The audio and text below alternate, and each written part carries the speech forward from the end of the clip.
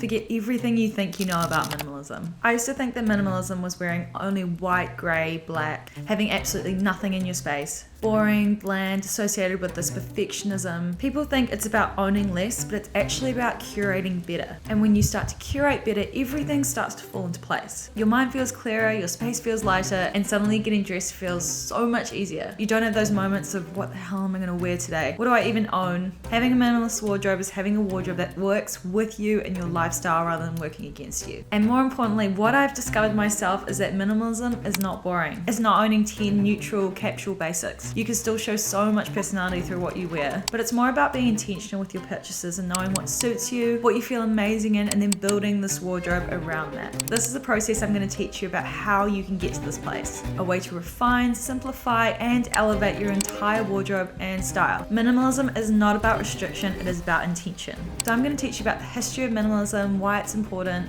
why we should all be adopting some form of minimalism in every facet of our lives. I'm going to prove to you how it can change your mindset when you're getting dressed and not be this overwhelming, scary, annoying thing. You won't have clothes spilling out of your drawers anymore. You'll know what pieces need to stay, what pieces need to go, and you'll have a simple, stylish wardrobe that you're absolutely going to love. So let's get into it. A year ago, I watched Matt D'Avella's video, A Day in the Life of a Minimalist, and suddenly I was deep in this digital vortex of decluttering, capsule wardrobes, and the whole less is more philosophy. Now, I've always had a lot of stuff, and I think the excuse I tell myself is that I have so many hobbies, and over time I've just collected a lot of things. And as a stylist, my job is literally revolves around clothes, so my wardrobe was pretty out of control. So after immersing myself in this minimalist lifestyle content, I can't say the content, the creators was really resonating with me personally. I just think my personality and my wardrobe reflected a bit more creativity, more color, more uniqueness, and I just think my stuff showed off way more personality than a black, white, grey wardrobe. True to the stereotype, I actually do wear the same thing pretty much every day. A charcoal t-shirt and a black pair of jeans. So that was the first issue. The second issue was that I had a lot of stuff, which started to create a bit of argument when my stuff started spilling into my boyfriend's drawers. So something definitely had to change there. But thirdly, even though I have the most amazing wardrobe, I have so many options of clothes, I was still finding it really challenging every day to think about an outfit and how to put it together. And all of my clients were voicing this as well. And every time I tried to declutter, I get stuck in that, oh, I might wear that once, or oh, I wore that and everyone loved it, and then it just goes back in the drawer untouched for another year. So I wanted to create a minimalist wardrobe that actually made my style better and not boring. I cleared out the chaos, kept the pieces that were versatile, unique, made me feel confident, and showed off my personal style. And then I needed a system that made getting dressed easier. So I created a formula for curating your wardrobe and how you can use that formula to put outfits together using a point system. Not only does it save me time and money, but it's also helped me to develop my personal style in a way that feels true to me. It's effortless but refined, plus less clutter means more mental space. I'm going to explain to you how minimalism was formed, the emotional benefits of decluttering your wardrobe, and I'm going to break down how you can create a minimalist wardrobe at home. Now let's talk about simplicity, not just the minimalist aesthetic. Minimalism might seem like this modern trend, clean lines, neutral tones, less is more, but simplicity in design has roots that go way back to the 19th century. After World War II, the world was looking for clarity. People wanted a fresh start, something practical, thoughtful, and stripped of excess. And this was the rise of modernism. It wasn't just about aesthetics, it was a mindset shift. People were seeking things that made sense. And this gave the rise to the phrase form follows function. The idea of how something works should inform how it looks. Designers like Dieter Rams, the mind behind Braun, helped shape this era. And his mantra was good design is as little design as possible. But that didn't mean boring. It meant only keeping what was essential and doing it beautifully. Then came a turning point in the late 90s and early 2000s, the rise of Apple. Steve Jobs and designer Jonathan Ive took this minimalist philosophy and infused it with emotion. Suddenly phones had no buttons, you could swipe up to answer a call, and it completely changed how we interacted with technology. And the iPod did the same, a small, beautifully simple object that redefined how we listen to music. And these products weren't just functional, they felt intentional. There was nothing extra, nothing wasted, just what made sense. Now, if we think about this in terms of fashion, it's like everything comes full circle. Apple's simplicity in design changed how we interact with tech, and now we're starting to see the same mentality applied to how we curate our lives and our wardrobes. Because let's be honest, no one wants to spend 30 minutes trying to decide what to wear, right? So we look for simplicity, versatility, and pieces that just work, just like our coffee machine or our phone. And that's the key to a minimalist wardrobe. You want things that elevate your style, not drown you in choices.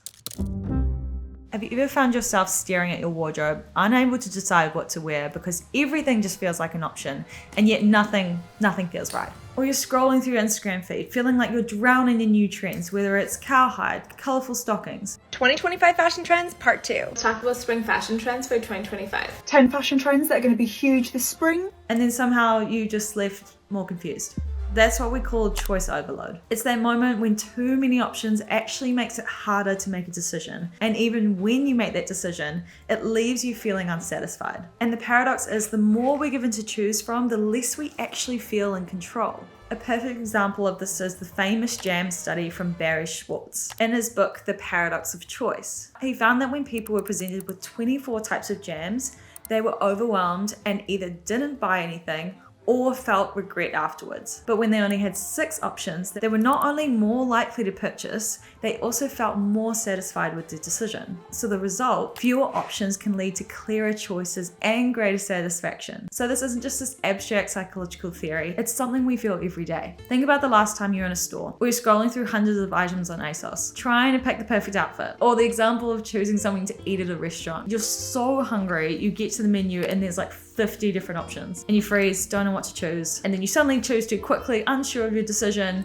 have food envy, unsatisfied. So it's not just about choice, it's about making it easier for us to decide. And in fashion, we're seeing this overload more than ever. From fast fashion to social media's constant bombardment of new trends, we've been trained to believe more is better. But marketers know exactly how to exploit our psychology. They use scarcity tactics to push us into quick decisions. The scarcity model is a psychological principle that suggests people place higher value on things that are rare or hard to get. And this taps into our fear of missing out, or FOMO, which makes us likely to act impulsively. And brands do this all the time. Think about limited time offers. There's only a few left. Or even in high-end retailers where they only display one item per size in the store, so they make their stock feel really exclusive. And when we think something is scarce, we automatically assume it's more desirable and feel pressured to act fast before we lose the opportunity.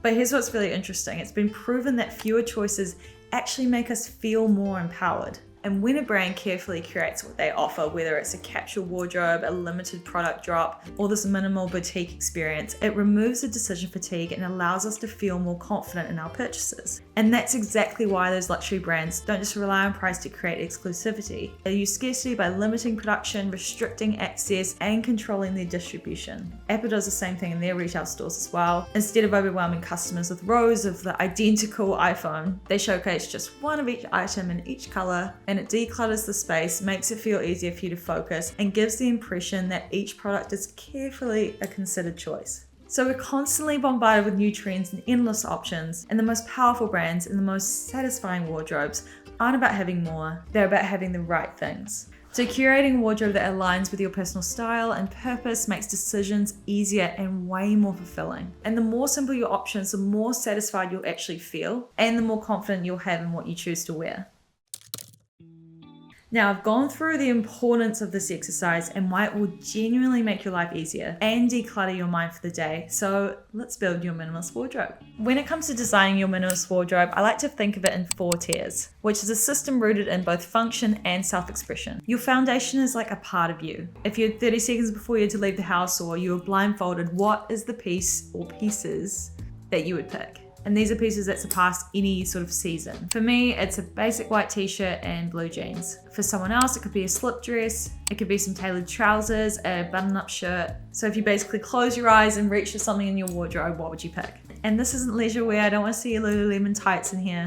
And I like to separate this layer because I think these pieces are really important. If they're pieces that you love and you gravitate towards, when it's ready to be passed on, you might just get the exact same item. So these 1 or 2 pieces stay, there is absolutely no questions asked. Layer 2 is your capsule wardrobe. And some of you might actually be thinking that a minimalist wardrobe is just a capsule wardrobe. And this is what I'm trying to debunk, because I think it's a great layer to have. It's a foundation for so many outfits, but it's usually really neutral colored pieces that I personally think can be a little bit boring on their own. So this is about 14 to 16 pieces.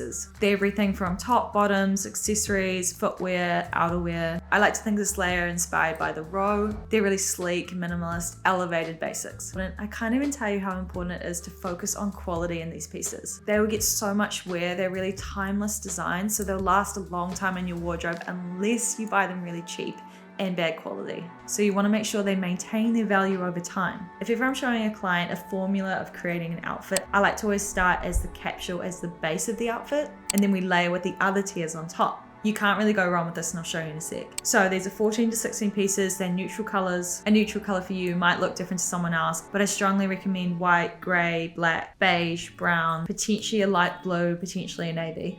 Okay, here's where it starts to get interesting. Layer 3 is your personality basics. This is where your wardrobe starts to reflect you. These are 10 to 12 pieces that start to inject some sort of personality into the items. These are like elevated chic, elevated basis pieces that have a little bit more uniqueness to them, whether that's cut, texture, color. So they're not just functional, they express your personal style as well. These pieces are subtle but impactful. They stand out enough just to give you a little bit of confidence in what you're wearing. Here's an example of a personality basic. So it just looks like kind of a men's vintage blazer. Then if you turn it around, it's got this beautiful detail on the back. It's got embroidery at the top. So instead of it being this big boxy blazer, it's got this beautiful detail around the waist that cinches in the waistline and makes it way more flattering. So this is a perfect example of a personality basic. So at this stage, you're adding texture, tone, character without overloading your closet. You're keeping it curated, but you're adding a bit of fun and expression. And last on the pyramid is dopamine pieces. When it comes to dopamine dressing, we're talking about more than just throwing on a bright jacket or a flashy pair of shoes. It's about consciously choosing pieces that actually make you feel good. I suggest having around 6 to 7 dopamine pieces. And the reason for this is that you don't want to overdo it. I personally find when you have too many statement pieces in your outfit, you start to take away from that subtle elegance or that refined eclectic style. But these items are what keeps everything exciting. They're the pieces that really stand out. They grab people's attention. They spark some sort of conversation like, oh, I love your jacket, love your ring, where did you get that? They're those show-stopping pieces that bring life into your wardrobe without overpowering it. So you don't need dozens and dozens of these pieces, just a few that resonate with you and give you that dopamine hit. Personally, I found that when I include dopamine pieces in my wardrobe, it allows me to create outfits that are inspiring and interesting and unique. And I can't actually explain how you find these pieces because I think they're really personal. Whether it's a color you're really drawn to, I usually find a lot of vintage pieces give me that dopamine hit. I don't know whether that's because I'm the only one that owns it, that when I found it, it was a really special, exciting experience. It might be a dress I got lots of compliments in, a color that really suits my hair or my eyes, or it could be a ring that has a lot of sentimental value, but they own personal meaning for me and me only. And not always, especially if they've got sentimental value, but I think dopamine pieces should be kind of highly rotating. So at first you might start to wear them really often and then people start to notice, they talk about it, and suddenly they're not giving you that dopamine hit that they once were. But like I said, if they've got sentimental value, then you don't want to be rotating those quickly at all. Dopamine dressing is such a powerful concept and I'm honestly so passionate about it because you can actually use fashion in a way to trigger those feel-good moments every single day. Elevating your mood through colors, textures, special items that make you feel more confident, joyful, energetic. It's about choosing those select pieces that light you up, give you that emotional boost when you wear them. And this kind of intentional dressing can be truly a tool for positive well-being. And honestly, who does not want to feel their best self every time they're getting dressed? So here's where things get a little bit tricky. In today's fast-paced world of constant consumption, dopamine is a way of driving us to want more and more and more. When we get hooked in that quick gratification of the next trend or the next big thing, which feeds into the cycle of spending and seeking that high. This is exactly what Dr. Lembeck talks about in Dopamine Nation. She explains how we're constantly looking for these hits of pleasure, whether it's through food, technology, or even shopping. And while there's nothing wrong with a little retail therapy, it definitely can turn quickly into overconsumption, leaving us wanting more, feeling unsatisfied with what we already have. So how do we use dopamine dressing for good without getting caught up in this vicious cycle? This sounds kind of lame, but it's honestly looking inwards and starting to look at pieces that we already own. Those dopamine triggering items that are already a part of our wardrobe. Instead of rushing out to buy the new thing that gives us that hit of excitement, we can reframe how we approach our existing clothes, finding ways to make them feel fresh again. This way we can use those pieces that we already have that release those positive feelings rather than constantly seeking out more. So the goal here isn't to strip away the joy of shopping or owning new special pieces. It's to break free of this endless cycle of needing more to feel good. Dr. Lemberg emphasizes the importance of a dopamine detox, where we step back from the constant seeking of that high. So in fashion, this might mean focusing on more emotional value of pieces that we love, that supports our emotional well-being without overwhelming us with this desire for more. Okay, so you've created your new minimalist wardrobe.